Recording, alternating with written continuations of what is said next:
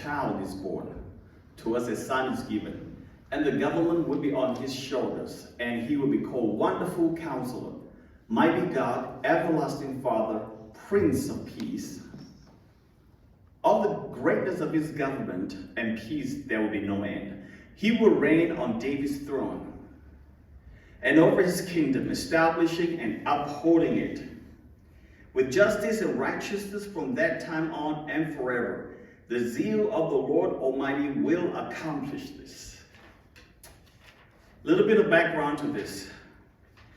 Well, what we read in this Isaiah 9 is a prophetic vision of God coming to this world. A child is born. Everything else before that was in a mess, gloom, deep darkness, like the whole world today. Without Christ, we are in deep darkness. And this is the most astounding intervention of God for humanity. You know, every time Israel failed God, God sent a prophet to rebuke the king, okay? Like David committed adultery, etc. God sent the prophet Samuel to rebuke Nathan to rebuke King David, etc. And then go on, Solomon and all these kings. But this time is different. This time, King Ahaz, king of Judah, went away from the Lord. He chose the world's power instead of God's confidence. And God said, because you rejected me. And this time, God is not going to send a prophet anymore. God is sending his son. And at that time, that was about 2,000 years before Christ was born. Isaiah was written.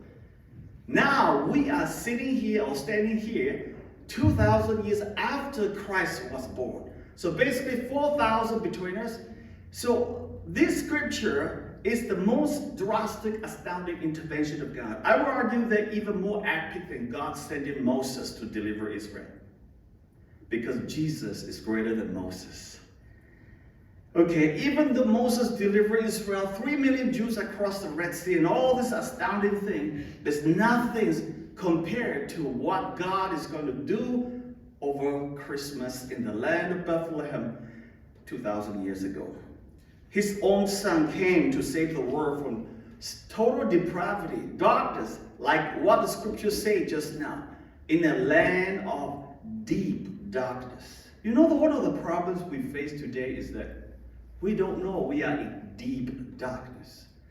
A lot of the people in the world today party and do their own things as if nothing's going to happen tomorrow. But the reality is the huge judgment of God is coming. All of the bliss of heaven is coming. Either way, there's no in between. At least these people know that they are living in deep darkness. But what we don't know in this land, in our world today, millions of people are living in deep darkness and thinking that they're living in bright light and greatness and pleasures of the world. So that verse 6, for a child is born, changed the world for all eternity.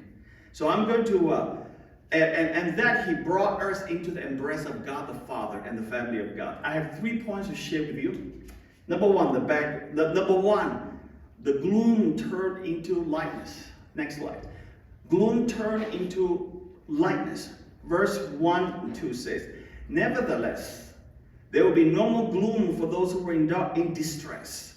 In the past, he humbled the land of Zebulun and the land of Naphtali. But in the future, he will honor Galilee of the nations by way of the sea beyond the Jordan. You notice that I will honor Galilee of the nation by way of the sea. This is exactly where Jesus started ministry. All right, verse 2. The people walking in darkness have seen a great light. On those living in the land of deep darkness, a light has dawned. This is just one of the most beautiful verses, encouraging, strengthening verses you can read. Because people are not living in darkness. People are living in deep darkness. God proclaimed, all of us before Christ, we were in deep darkness. And